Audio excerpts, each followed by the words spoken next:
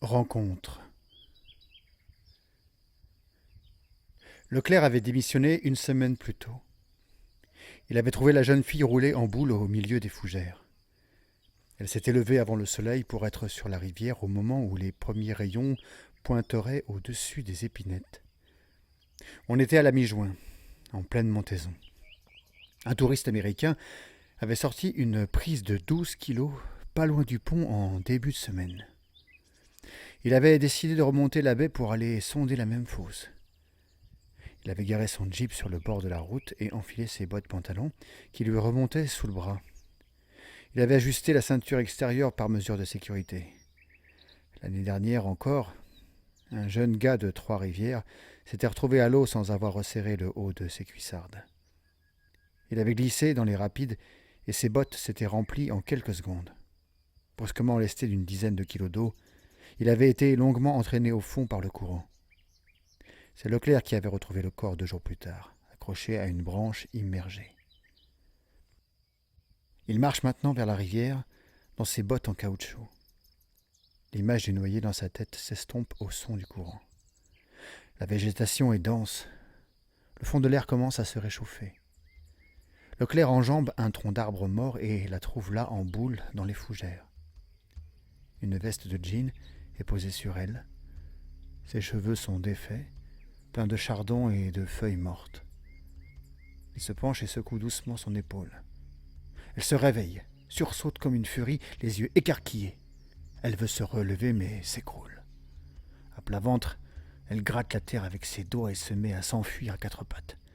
L'instant de surprise passé, il lui attrape un pied pour la retenir. Elle rude sa jambe libre et lui fend la lèvre inférieure. Il bondit sur elle de tout son long, la plaque au sol. Quand le corps de l'homme de 35 ans s'aplatit sur le dos de l'adolescente, aucun son ne sort de leur bouche, sinon un léger « pouf ». Il saisit ses poignets et l'immobilise d'une double clé de bras. Elle continue à secouer la tête pour l'atteindre au menton, au front, mais il reste hors de portée. Les pieds virevoltent en tous sens. C'est là qu'il parle pour la première fois.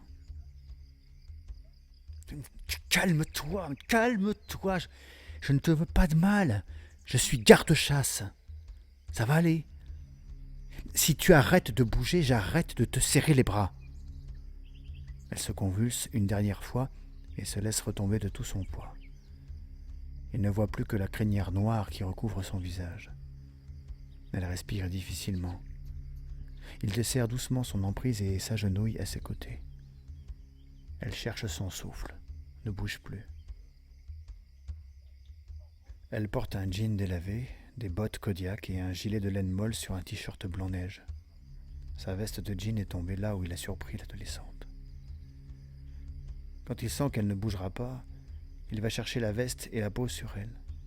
Si elle vient de passer la nuit ici, dans les fougères humides, à 2 pas de la rivière, elle doit être frigorifiée. D'ailleurs, elle tremble. Il pose sa veste de pêche sur elle dans un cliquetis d'hameçon et de coupe-fil. Il lui redit de se calmer, de ne pas avoir peur. Ça va aller. Il lui demande si elle veut boire un peu. Elle relève lentement la tête. Elle extirpe son visage du sol visqueux aux odeurs de mousse et de pierres froides. Elle le regarde à travers le noir charbon de sa chevelure. Il distingue un œil en amande, un bout de sa peau qui semble mat sous la crasse et les traits ronds. Elle est indienne. Il voudrait avancer la main pour repousser les cheveux, mais craint de l'apeurer. Il patiente pour lui donner le temps de reprendre son souffle. Il reste assis dans l'herbe à côté d'elle pendant 10 minutes ou 2 heures. Elle finit par se relever au ralenti. Ni l'un ni l'autre ne parle. Il y a eu le choc et maintenant l'apaisement. Le soleil est de plus en plus haut. Le pêcheur n'ira pas à la rivière comme prévu. Elle se met à genoux d'abord, gardant ses cheveux autour de son visage. Il se redresse sur les talons, prêt à une nouvelle fuite. Sur ses mains sales, du sang séché, des griffures. Elle pivote et s'assoit en tailleur au milieu des peupliers faux trembles, dont le feuillage scintille dans un ciel parfaitement bleu. Ça aurait pu être une journée de pêche parfaite. Les cheveux noirs continuent de couvrir son visage. En face d'elle, Leclerc fait glisser son sac à dos, le pose devant lui, tire la fermeture éclair, plonge la main dedans et ressort une gourde puis une barre de chocolat. Il déballe la sucrerie, casse 2 morceaux. Il tend la main vers elle à 20 centimètres de son visage toujours baissé. Son souffle est enfin normal. Ses épaules montent et descendent régulièrement. Elle a repris ses esprits. C'est peut-être l'odeur du cacao qui la ramène et lui fait relever la tête. Elle avance la main droite, prend le morceau offert, et de sa main gauche, elle remonte une large mèche qu'elle bloque derrière son oreille. Il essaie de sourire, de paraître calme, mais l'œil tuméfié qui découvre le fait tressaillir. Elle a été battue. Cet enfant s'est perdu. Il lui tend la gourde en lui demandant si elle veut encore du chocolat. Elle fait signe que non, prend l'eau et boit. Elle tremble encore un peu. L'homme sort un paquet de cigarettes de son sac, en allume une avec son zippo. La lèvre inférieure lui fait mal quand il tire sur le filtre. Pour la première fois, c'est elle qui s'avance, tendant ses doigts en V vers lui. Il lui donne la cigarette. Elle tire longuement dessus, s'étouffe un peu, repenche la tête, et il entend enfin sa voix. « Merci. » Dans la bagarre, quand il l'a stoppée, il a laissé tomber sa canne à pêche. Il se lève, fait quelques pas pour aller la récupérer. Les 2 sections forment une croix. L'une d'elles est brisée. Dans la bataille, le bout de la canne a cédé et la fibre a éclaté. C'était la canne à pêche de mon père.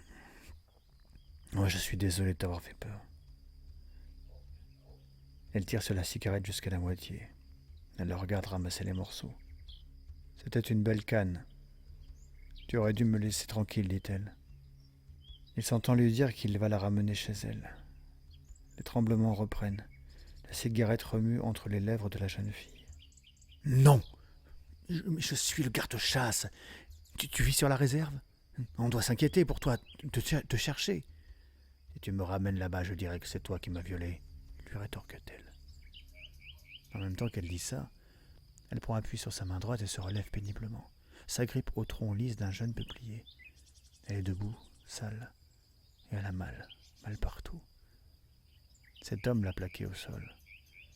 Dans la nuit, les hommes l'ont plaquée au sol, sur le dos, à tour de rôle.